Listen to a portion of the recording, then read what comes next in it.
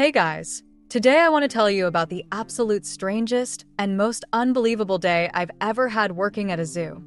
Now, I've seen a lot in my time there. I've had to chase runaway flamingos, stop toddlers from climbing into enclosures, and once I even had to explain to a lady that no, penguins don't actually mate for life, with his zoo gift shop plushies. But this story beats everything. Because one morning, a mysterious delivery showed up at the zoo. No labels, no paperwork, just a giant wooden crate.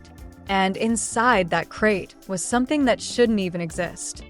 A rumbling truck pulls up at 7 a.m., long before the zoo opens. The driver is this silent, stone-faced guy. Doesn't smile, doesn't explain. He just hands us a clipboard with a single signature line. No animal name, no origin. On the crate, in bold black letters, handle with extreme caution. Do not open until enclosed area is secure. My coworker jokes, "What is this, Jurassic Park?" We laugh nervously, but honestly, the vibe is off. When we finally pry the crate open, everyone goes dead silent. Inside is this tiny creature, maybe the size of a house cat. It's fluffy, with huge round eyes, like a mix between a lemur, an owl, and a raccoon. But the strangest part? It doesn't move like an animal that's scared. It just watches us, like it's measuring us. We carefully move it into a holding enclosure. Visitors aren't supposed to see it yet, but word spreads among the staff. Everyone comes by to peek, whispering theories. Is it some rare monkey? A hybrid? Government experiment?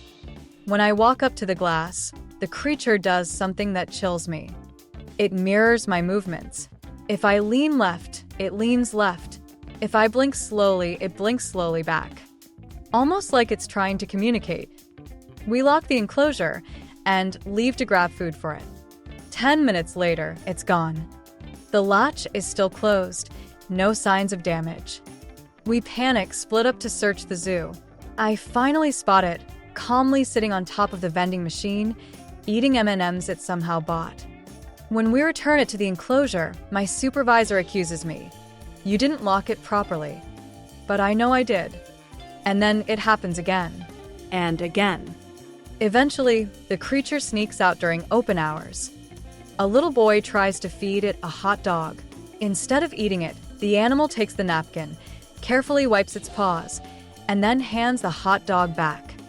The crowd bursts out laughing, thinking it's part of a new zoo show.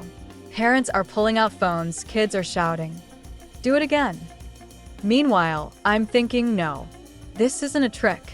This thing is way too smart. Later that day, I catch it perched on a lion's back. The lion is completely calm, purring like a giant kitten. Visitors cheer, clapping like they just saw the greatest show on earth. The staff? Absolutely losing their minds. The more time it spends here, the weirder things get.